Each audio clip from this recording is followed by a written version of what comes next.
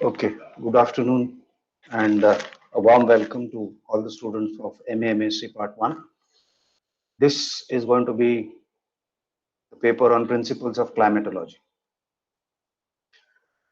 Uh, we have admitted around 30 students, however, only 10, including me, are present today. So I don't think I would be going into much of details, but let us discuss a few things.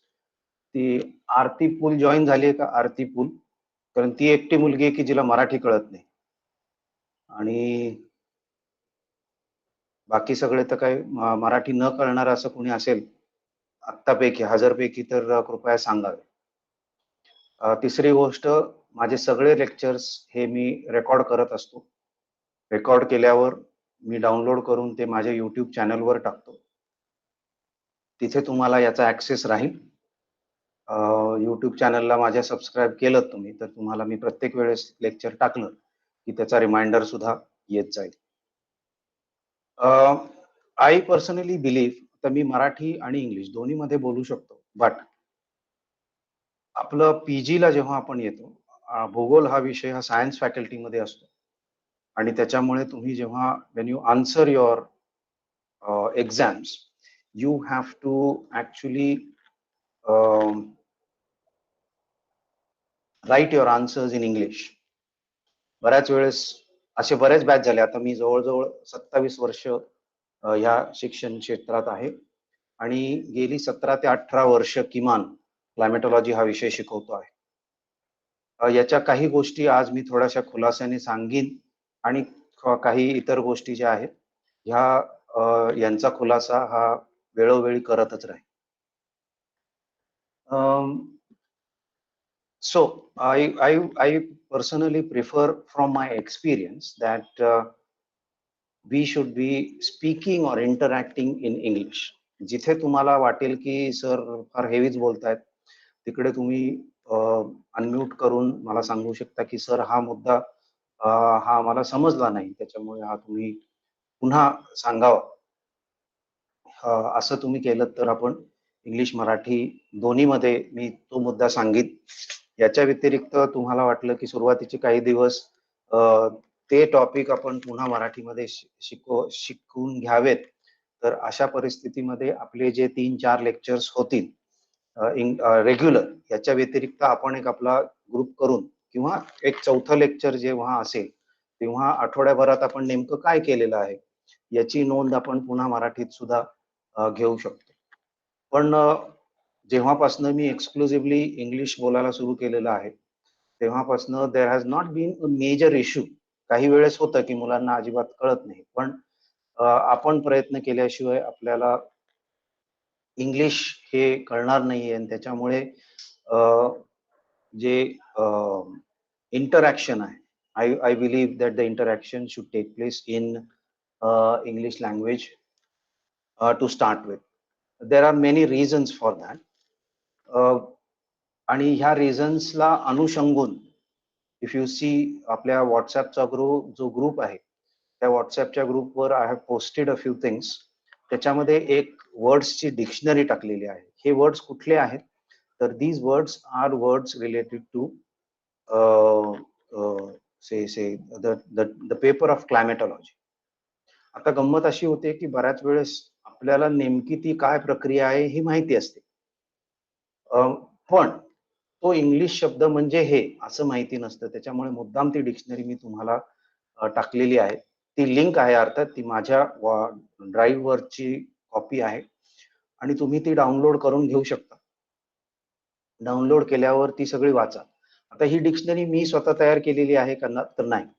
एक A to Z नावाची dictionary आहे जॉग्रफीची आणि त्याच्यातनं आम्ही काय केलं होतं तर क्लायमेटॉलॉजीचे शब्द वेगळे केले होते आणि हे वेगळे केलेल्या शब्दांची असाइनमेंट मी विद्यार्थ्यांना दिली होती की तुम्ही याचं इंग्लिशमध्ये मिनिंग शोधून काढा.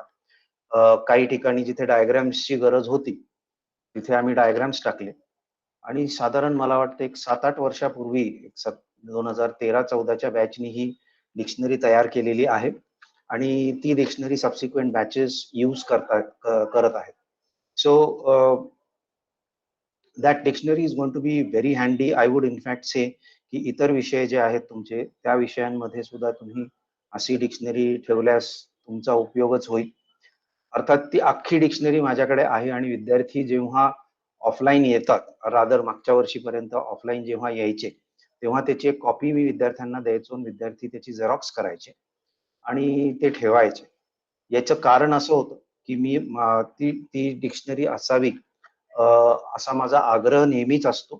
त्याचं कारण की त्या डिक्शनरीमध्ये असलेले 80% शब्द जे आहेत, ते आपल्याला जिओग्राफीसाठी तुमच्या सगळ्यात हे चारही पेपर जे आहेत फर्स्ट सेमेस्टरचे आणि ह्या व्यतिरिक्त इतर सेमेस्टर्समध्ये तुम्हाला जे पेपर्स असणार आहेत, त्या पेपर्समध्ये त्या शब्दांचा उपयोग होतो. डिक्शनरी मी सांगतोय ती सुद्धा असू शकते. या व्यतिरिक्त तुम्ही इतर डिक्शनरी सुद्धा वापरू शकता. तुम्ही मला पर्सनली विचाराल तर माझ्याकडे मी किमान 3 ते 4 डिक्शनरी वापरतो. तर शिक्षक जर 3 ते 4 डिक्शनरीज वापरू शकत असतील तर any student can use at least 1 dictionary. आता डिक्शनरी असावी हे मी अंडर ग्रॅज्युएटच्या स्टुडंट्सला सांगणार नाही. याचं कारण असं आणि पोस्ट ग्रॅज्युएशनला याचा आग्रह मी का धरीन मग? तर when you come for masters of a particular subject, मग तो फक्त जिओग्राफी असू दे किंवा इतर कुठलाही विषय असू दे, त्या विषयात असलेले बहुतेक टर्मिनॉलॉजीज जे आहेत, ही आपल्याला एका ठिकाणी कुठेतरी हवी असतात. तर ह्या टर्मिनॉलॉजीज ह्या एका ठिकाणी मिळण्याचं ठिकाण म्हणजे डिक्शनरी. डिक्शनरी अर्थात वेगवेगळ्या प्रकारच्या आहेत. आता पेंग्विनची डिक्शनरी जर तुम्ही पाहिली, तर पेंग्विनची फिजिकल जिओग्राफीची वेगळी डिक्शनरी आहे आणि ह्युमन जिओग्राफीची वेगळी डिक्शनरी आहे. आज मी जसं म्हटलं, की मी काही अख्खा 1 तास तुमचं लेक्चर घेणार नसून एक साधारण आपण अर्धा तास वगैरे आपलं लेक्चर घेऊया आणि त्याच्यानंतर थोडंसं इंटरॅक्शन आपण आपलं करूयात आणि मग that will be all for the day.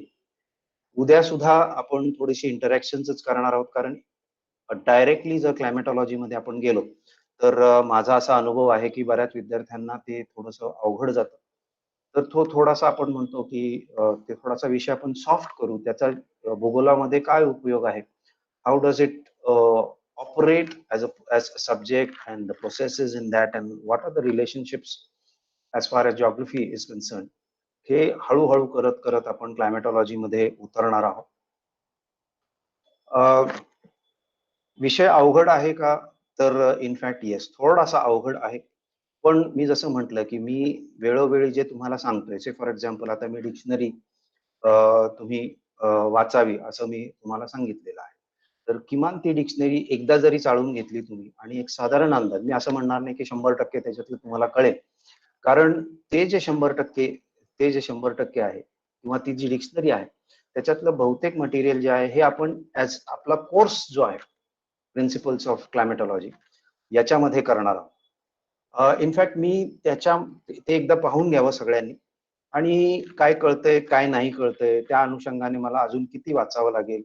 मग सर अजून काही देतायत का? का सरांशी आपण इंटरॅक्ट करून अजून काही टॉपिक्स असतील किंवा रेफरन्स बुक्स असतील, हे सगळं मी तुम्हाला हळू सांगणार आहे.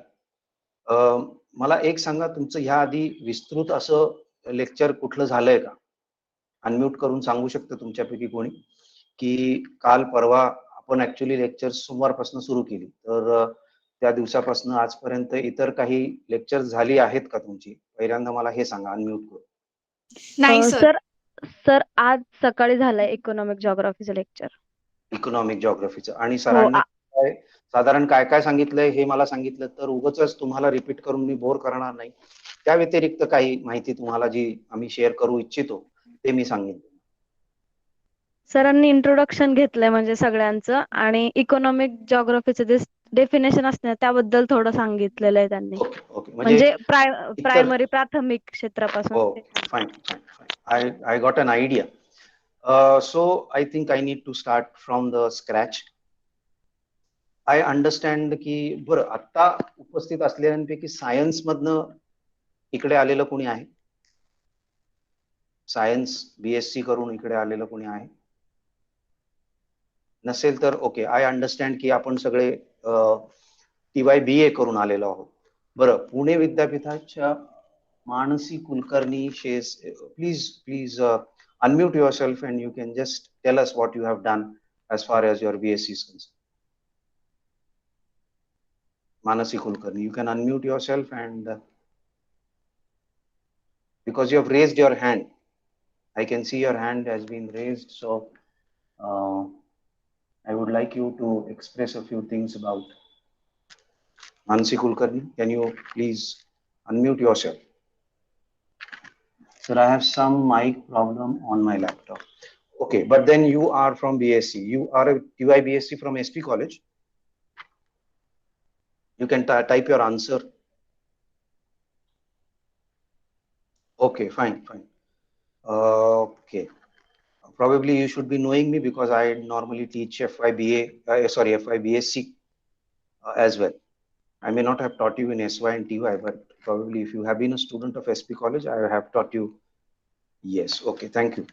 Now, there are a few difficulties to start with as far as a batch is concerned, but these difficulties get, I would say, solved over the period of time.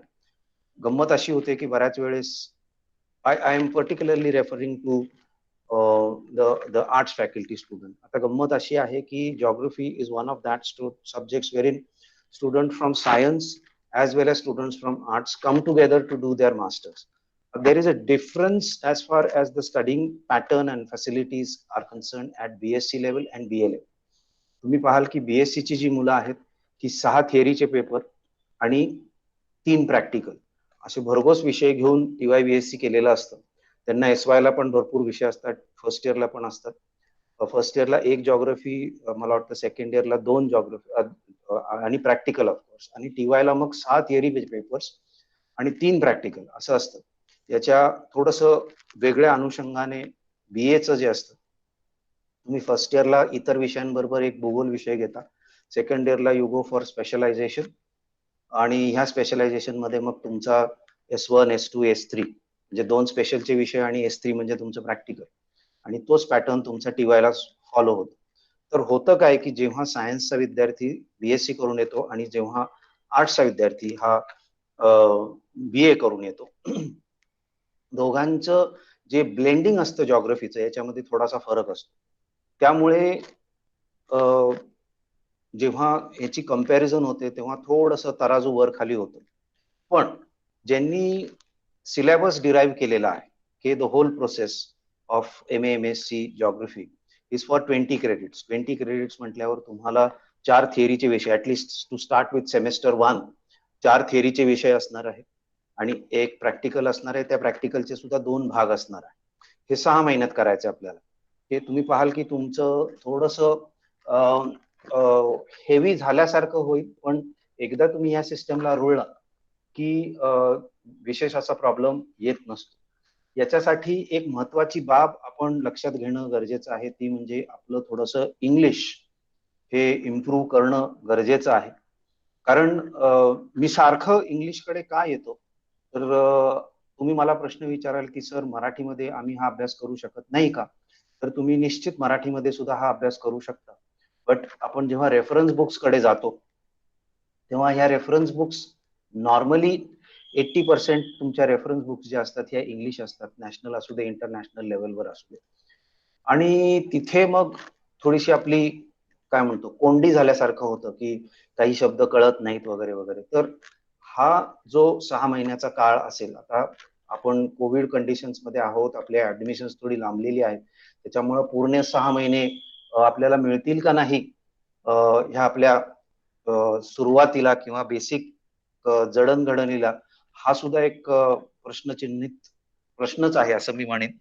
पण मी तुम्हाला सांगू इच्छितो की ह्या सेमेस्टर मध्ये तुम्ही जेवढे कष्ट घ्याल तेवढा तुम्हाला आराम पुढच्या 3 सेमेस्टर मध्ये कमी तुम्हाला आराम राहील. असं नाही की तुम्हाला अगदीच काहीच करावं लागणार नाही, पण तुमचा पाया जो भक्कम करणं आहे हा ह्या सेमेस्टर मध्ये आहे. तुम्ही जर सिलेबस पाहिला असेल, सिलेबस पाहिला नसेल तर मला नाही वाटत सिलेबस आपण ग्रुपवर टाकलेला आहे, पण संध्याकाळपर्यंत मी सिलेबस टाकायचा प्रयत्न करतो, किंवा तुम्ही कॉलेजच्या वेबसाईटवर गेलात तर तिथे तुम्हाला हा सर्च करून सिलेबस निश्चित मिळेल.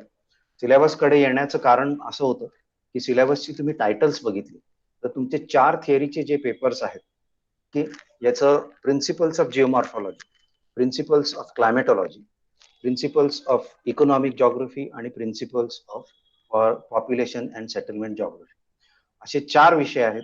चारही विषयांमध्ये काय कॉमन आहे तर प्रिन्सिपल्स. प्रिन्सिपल्सचं मराठी रूपांतर तुम्ही करायचं म्हटलं तर मूलतत्वे.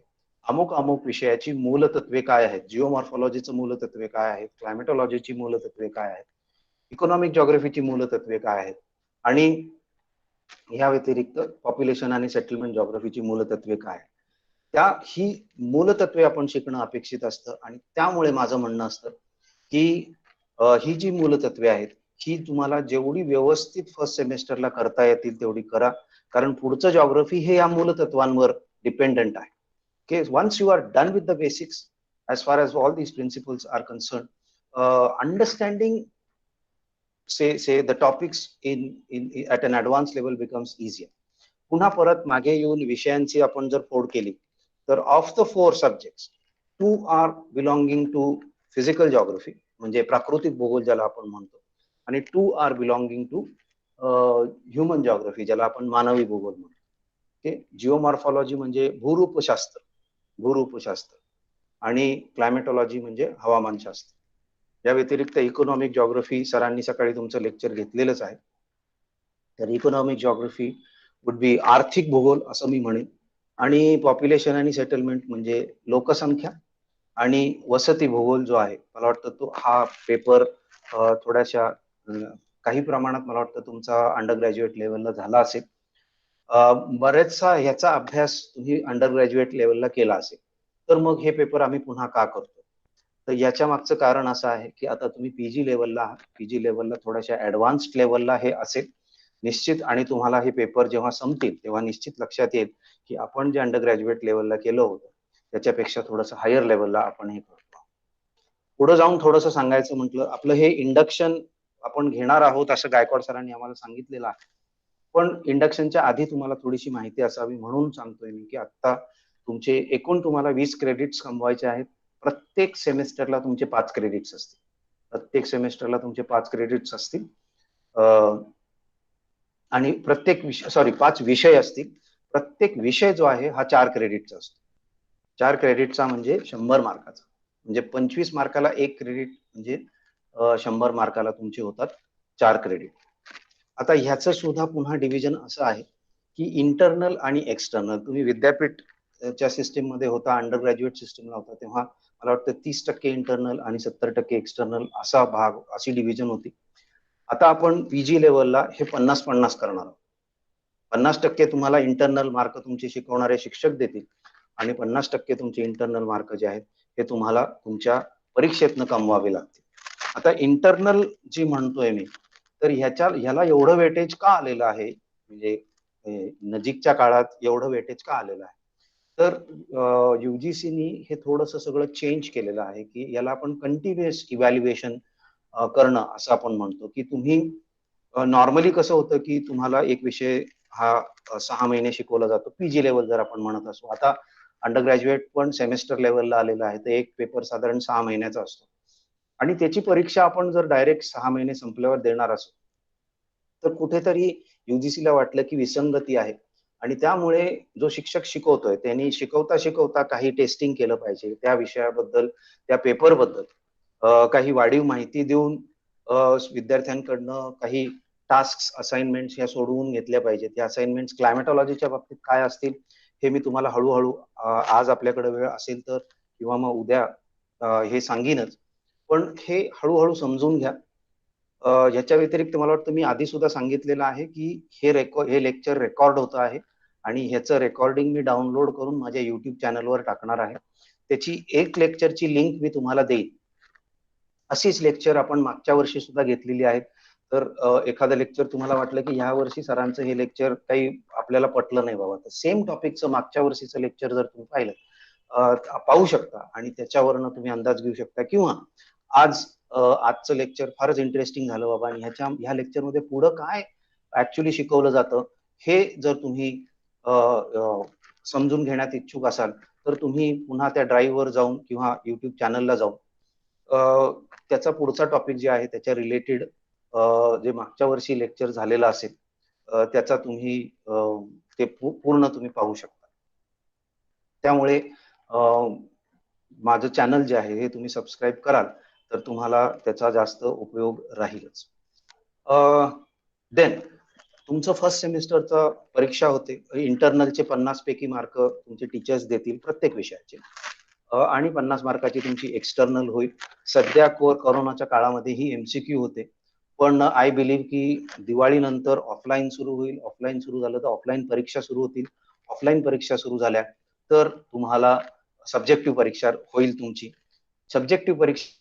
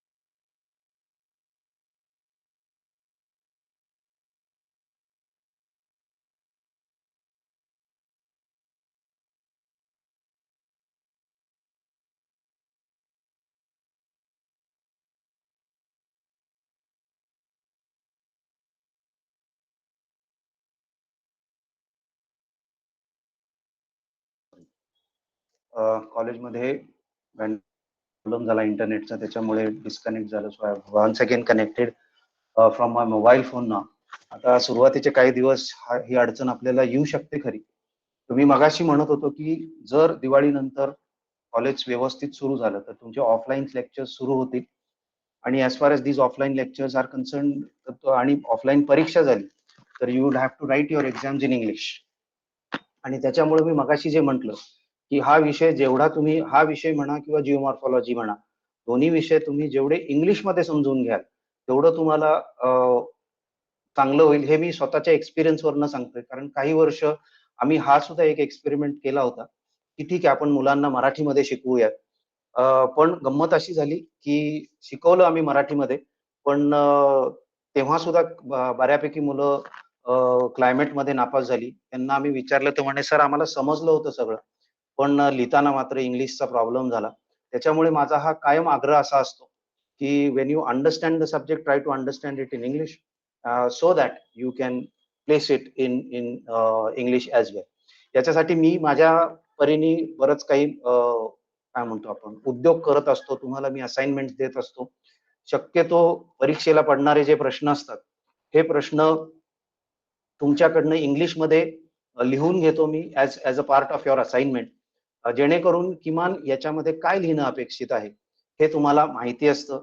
हे तुम्ही स्वतःहून इंटरेस्ट घेऊन व्यवस्थित जर उत्तरं लिहिली तर विषय तर कळतोच तुम्हाला, त्याचबरोबर इंग्लिशमध्ये लिहायची प्रॅक्टिसही होते आणि तुमचा परीक्षेमध्ये उत्तरं लिहिण्याचा मार्ग जो आहे हा सुखकर होत असतो. त्याच्यामुळे मी सारखं तुम्ही एक प्रत्येक 2-3 लेक्चर नंतर मी तुम्हाला हे सांगत असतो, हे तुम्हाला जाणवेल की शक्यतो अंडरस्टँडिंग जे आहे, रीडिंग जे आहे, हे इंग्लिशमध्ये करणं अतिशय गरजेचं आहे. आता साधारण तुमचं ओके तरी जॉईन होत आहे. एनिवे, सो तुमच्या फर्स्ट सेमेस्टरमध्ये तुम्हाला 500 मार्काची परीक्षा होईल तुमची, एक प्रॅक्टिकलची आणि 4 थिअरीची. 4 थिअरीज मी तुम्हाला सांगितलेल्या आहेत की principles of geomorphology, principles of climatology, principles of economic geography आणि principles of population and settlement geography. त्याच्यानंतर तुम्ही सेकंड सेमेस्टरला जेव्हा जाता, इथे एक मेजर फरक येतो की तुम्हाला तुमचं स्पेशलायझेशन निवडायचं असतं सेकंड सेमेस्टरमध्ये. सेकंड सेमेस्टरमध्ये आपल्या कॉलेजमध्ये 2 स्पेशलायझेशन आहेत. तुम्ही विद्यापीठात गेलात तर 4 स्पेशलायझेशन आहे. पण एसपी कॉलेजमध्ये तुम्हाला 2 स्पेशलायझेशन उपलब्ध राहतील. एक फिजिकल जॉग्राफीचं आणि एक ह्युमन जॉग्राफीचं, असे 2 स्पेशलायझेशन, म्हणजे एक जिओमॉर्फॉलॉजी आणि एक इकॉनॉमिक जॉग्राफी. लक्षात ठेवा, मला बरेच विद्यार्थी नंतर विचारतात की सर क्लायमेटॉलॉजीचं स्पेशलायझेशन आहे का? तर क्लायमेटॉलॉजीचं स्पेशलायझेशन आपल्याकडे नाही. पॉप्युलेशन आणि सेटलमेंट जॉग्राफीचं स्पेशलायझेशन आपल्याकडे आहे का? तर पॉप्युलेशन आणि सेटलमेंट जॉग्राफीचं स्पेशलायझेशन आपल्याकडे नाही. आपल्याकडे उपलब्ध असणारे 2 स्पेशलायझेशन जे आहेत हे जिओमॉर्फॉलॉजी आणि इकॉनॉमिक जॉग्राफी हे आहेत. तर तुमचं स्पेशलायझेशन जे आहे ते सेकंड सेमेस्टर पासून सुरू होत असतं. मात्र एक लक्षात घ्या तुम्ही की स्पेशलायझेशन जरी असलं तरी तुमचे 20 पेपर पैकी 15 पेपर हे जे असतात हे तुम्हाला सगळ्यांना कॉमन असतात. स्पेशलायझेशनचे फक्त मला वाटतं 3-4 मॅक्सिमम 5 पेपर वेगळे राहतील. अदरवाईज आता हे 3-4-5 तुम्ही म्हणाल सर म्हणताय इतके वर्ष शिकवतो, पण सरांनाच नेमकं माहिती नाही की स्पेशलायझेशनचे पेपर किती द्यावे लागतात. त्याला कारण असं आहे की तुम्ही जिओमॉर्फॉलॉजीचं स्पेशलायझेशन घेतलं की तुम्हाला सेकंड सेमेस्टरला 2 जिओमॉर्फॉलॉजीचे पेपर असतील. तसंच इकॉनॉमिक जॉग्राफी वाल्यांना 2 वेगळे पेपर असतील. तो थर्ड सेमेस्टरला एक थिअरी पेपर जिओमॉर्फॉलॉजीचा आणि एक प्रॅक्टिकल. तसंच इकॉनॉमिक जॉग्राफी वाल्यांना एक थिअरी पेपर एक्स्ट्रा, आणि एक्स्ट्रा म्हणजे त्यांच्या कोर्समध्ये, आणि एक प्रॅक्टिकल. असे 2-2 पेपर जास्त असतील. असं करत करत तुम्ही जेव्हा फोर्थ सेमेस्टरला येता, फोर्थ सेमेस्टरला तुम्हाला एक चॉईस असतो डिझर्टेशन करायचा. आता हे डिझर्टेशन काय आहे, पहिली गोष्ट तुम्हाला सांगतो, आणि हे दरवर्षी मी सुरुवातीच्या लेक्चरमध्ये सांगतो की हे डिझर्टेशनचं स्पेलिंग DISSERTATION, डिझर्टेशन असं आहे. आता बरीच विद्यार्थी त्याचा अपभ्रंश करतात आणि डेझर्टेशन म्हणतात. डेझर्टेशन म्हणजे वाळवंटीकरण. आपण विषयाचं वाळवंटीकरण करणार नाही आहोत, आपण विषयांमधले मास्टर्स बनणार आहोत. आणि पहिली गोष्ट याच्यामधली पहिली स्टेप जी आहे की आपण हे समजून घेतलं पाहिजे की याचा उच्चार जो आहे हा डिझर्टेशन आहे. याचबरोबर अनेक असे आपण म्हणतो अपभ्रंश झालेले उच्चार जे आहे हे मी आपण एकत्र आपापले करेक्ट करून घ्यायच्या प्रयत्नात असणार आहोत. गोईंग बॅक, हे डिझर्टेशन म्हणजे काय? तर हे डिझर्टेशन मी मुद्दाम स्पेलिंग सांगितलं, DISSERTATION. हे जर तुम्ही डिक्शनरीमध्ये पाहिलं तर याचा अर्थ होतो अ स्मॉल रिसर्च पेपर किंवा रिसर्च टॉपिक. ओके, तर आपण जे एमफिल पीएचडी लेवलला पाहतो की एमफिल वर्षभर तुम्ही रिसर्च करता आणि त्याचं एक थिसिस बाइंड करता, तो मोठा असतो. थिसिसचा अगदी छोटा भाग, पण बेसिक पॅरामीटर्स जर तुम्ही रिसर्चचे फॉलो करत असाल तर अ स्मॉल रिसर्च एसे म्हणजे निबंध, small research essay is called as a dissertation. एक साधारण 100 पानामध्ये आपलं डिझर्टेशन उरकायचं असतं. आता हे तुम्हाला असतं चौथ्या सेमेस्टरमध्ये, पण याचा चॉईस तुम्हाला थर्ड सेमेस्टरमध्ये द्यावा लागतो. याचे काही नियम आहेत की तुम्ही ऑल क्लिअर असाल तरच तुम्हाला हे डिझर्टेशन मिळतं. ते जे ऑल क्लिअर होत नाही त्यांना डिझर्टेशन मिळत नाही चौथ्या सेमेस्टरला, त्यांना एक पर्यायी विषय असतो. त्यामुळे सेकंड सेमेस्टरचे 2, थर्ड सेमेस्टरचे 2 स्पेशलायझेशनचे विषयाचे 4 पेपर झाले, आणि डिझर्टेशन घेतलं तर 5वा, डिझर्टेशन नाही घेतलं तर 4. जे डिझर्टेशन घेत नाहीत त्यांचे इतरांशी 16 पेपर जे आहेत हे सारखे असतात. जे डिझर्टेशन घेतात त्यांचे इतरांशी 15 पेपर हे सारखे असतात. डिझर्टेशनचा तुम्हाला पुढे फायदा होतो इंटरव्ह्यू वगैरे मध्ये. इंटरव्ह्यू टेक्निक आणि डिझर्टेशनचा इंटरव्ह्यू मध्ये कसा फायदा करून घ्यायचा याबद्दल आपण थोडं नंतर इतर लेक्चर्स मध्ये बोलणार आहोत. तर एक ब्रॉड आउटव्ह्यू मी तुम्हाला दिलेला आहे की एकूण तुमचा जो कोर्स आहे MA-MSc जॉग्राफी हा 2 वर्ष 4 सेमेस्टर मध्ये विभागलेला आहे. प्रत्येक सेमेस्टरला 500 मार्क आहेत. त्या 500 पैकी 250 मार्क तुमचे त्या विषयाचे शिक्षक जे आहेत हे कंटिन्युअस इंटरनल असेसमेंट मधनं तुम्हाला देणार आहेत. आणि इतर जे आहेत हे तुम्ही आयदर MCQ ची परीक्षा असेल किंवा सब्जेक्टिव्ह. आता मी जसं म्हटलं की कोविडचे नियम जसे शिथिल होतील आणि प्रशासन असेल, लोकल प्रशासन असेल किंवा महाराष्ट्र शासन असेल किंवा सेंट्रल गव्हर्नमेंट असेल, त्यांनी ते जसे जसे इंडिकेशन देतील तसं तसं आपण हे शिथिल करत क्लासरूम टीचिंग आणि त्या अनुषंगाने ऑफलाईन एक्झाम्स ज्या आहेत ह्या घेणार आहोत. तर आजच्या पुरतं मी म्हणेन मी इथे थांबतोय. आता एक गंमत मी अशी करणार आहे की मला तुमची थोडीशी ओळख करून पाहिजे. तर मी तुमचं नाव घेईन. तुमचं नाव घेत मला तुमची नावं दिसतात कोण कोण अटेंड करतंय. नाव घेतलं की तुम्ही स्वतःला अनम्यूट करायचं आहे आणि एक 2 ते 3 वाक्यामध्ये तुमचं इंट्रोडक्शन करून द्यायचं आहे. दरम्यानच्या काळात तुमची अटेंडन्स म्हणून चॅटबॉक्स मध्ये तुम्ही तुमची नावं टाईप केली तरी चालेल. पहिलं नाव मी घेतोय अर्चना गोफणे. तुम्ही तुमचं इंट्रोडक्शन करायचं, तुम्ही तुमचं अनम्यूट करा आणि व्हिडिओ तुमची इंटरनेट कनेक्शन स्ट्रॉंग असेल तर व्हिडिओ सुद्धा ऑन केलेला आवडेल आपल्याला. तर Archana Gophane, if you are present unmute करा. Yes yes sir. माझं नाव अर्चना देवराम गोफणे. मी सिन्नरची आहे. सिन्नर. ओके. हो. आणि भूगोल विषय का आवडतो? पहिल्यापासून आवडता आहे सर, फेवरेट. ओके. कुठलं कॉलेज? मी संगमनेर कॉलेजला होते. बा अर्चना थँक्यू. याच्यानंतर दीक्षा गायकवाड. अर्चना तुमचा माईक म्यूट करा. ओके. दीक्षा गायकवाड अनम्यूट करा आणि थोडीशी ओळख करून द्या तुमची.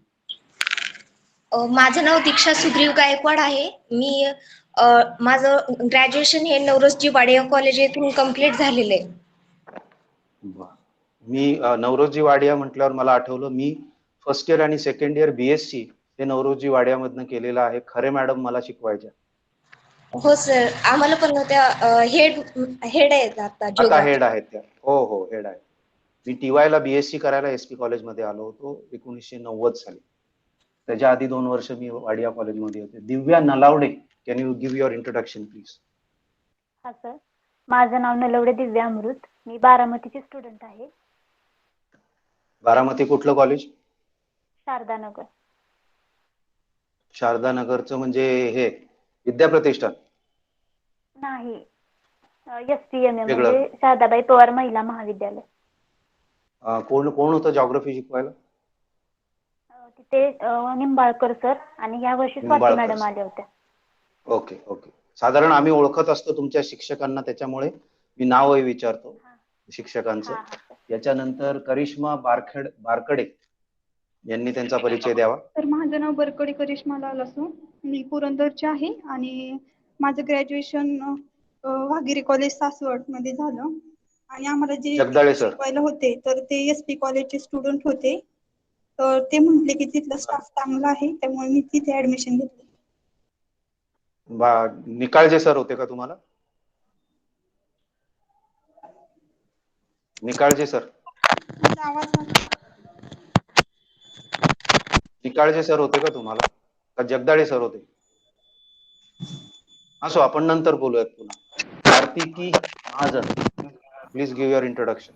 Good afternoon sir. माझं नाव कार्तिकी महाजन. मी रायगडमध्ये राहते आणि मी GIS साठी करिअर म्हणून ऑप्शन घेतलं. कॉलेज कुठलं? CHM Ulhasnagar. CHM college Ulhasnagar. Okay. Next Leena Jamdade. Leena Jamdade, परिचय द्यावा. लीना जमदाडे आहेत का? Hello sir, I am Leena Jamdade from Yes, I can hear you. Go ahead. बोला. I am from Shardanagar, Baramati. and I am kabaddi player. थोडासा याचा प्रॉब्लेम दिसतोय. ठीक आहे, आपण पुन्हा कधीतरी घेऊ. मानसी कुलकर्णी.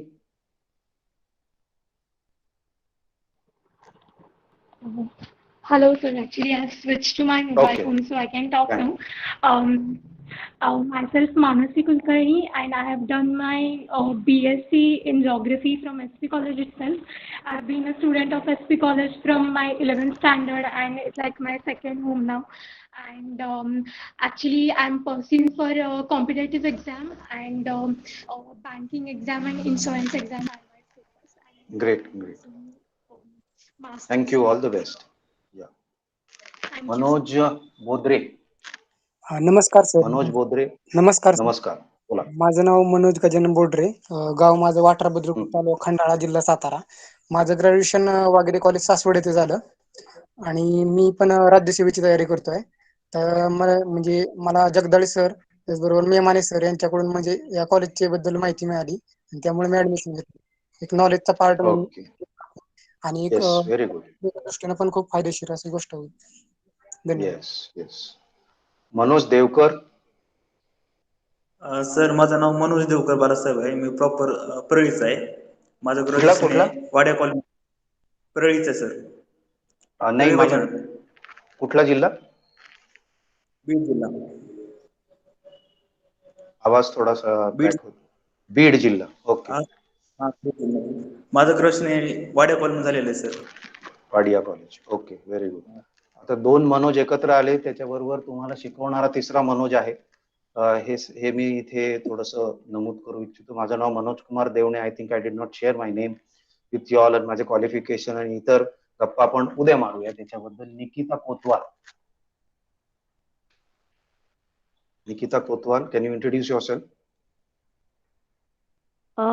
सर, माझं नाव निकिता कोतवाल. मी उरळी कांचन मध्ये राहते, पुणे जिल्हा. माझं एज्युकेशन PMD कॉलेज मधून झालेलं आहे आणि मला नेटची एक्झाम द्यायची, नेट सेटची. त्यामुळे मी MA जिओग्राफीला ऍडमिशन घेतलेलं आहे. ओके. नेट सेट बद्दल मी थोडस नंतर बोलीन. हो सर, चालेल. ठीक आहे, पण पहिल्याच दिवशी मी बरंच काही सांगायला लागलो तर तुम्ही म्हणाल सर फारच डिस्करेज करतात. एनिवे, सचिन गोपाळ, परिचय द्या. Good afternoon, sir. My name is Sachin Gopal. I'm from Pune. I just completing my graduation in Anna Sahib Nagar College, Hadapsar. Kulkarni madam. Yeah. Okay. तिकडे पण सुरू झालं ना रे यावर्षी PG? Yes, sir. But माझं युनिव्हर्सिटीला माझं ऍडमिशन मी क्रॅक केली होती त्यांची एक्झाम. कोविड पॉझिटिव्ह असल्यामुळे मला तिथं ऍडमिशन घेता नाही आलं. त्यामुळे अरे. ओके. ठीक आहे. जिओ इन्फॉर्मेटिक्सला पोस्ट ग्रॅज्युएशन साठी माझं सिलेक्शन झालं होतं तिथं. अरे बर. पण ते तुझ्या कोविड मुळे झालं नाही. पॉझिटिव्ह होतो. बर. ठीक आहे. Sayali Chavan. Good afternoon sir. Good afternoon. माझं ग्रॅज्युएशन BGS कॉलेज मधून पूर्ण झालं, वाघोली येथे. आणि मी मोरे सर, ज्योतिराम मोरे सर, बरोबर? Sir, More sir. Yes. Okay. BGS college. आपले तुमच्याकडे पूर्वी असलेले आता ठाकरे सर पण इकडे आलेले आहेत, तुम्हाला शिकवतील ते. येस. त्यांनीच मला कॉलेज बद्दल सांगितलं, म्हणले इथे चांगलं आहे, इथे ऍडमिशन घे. Good. Welcome. Right. Thank you. Shivprasad Majage.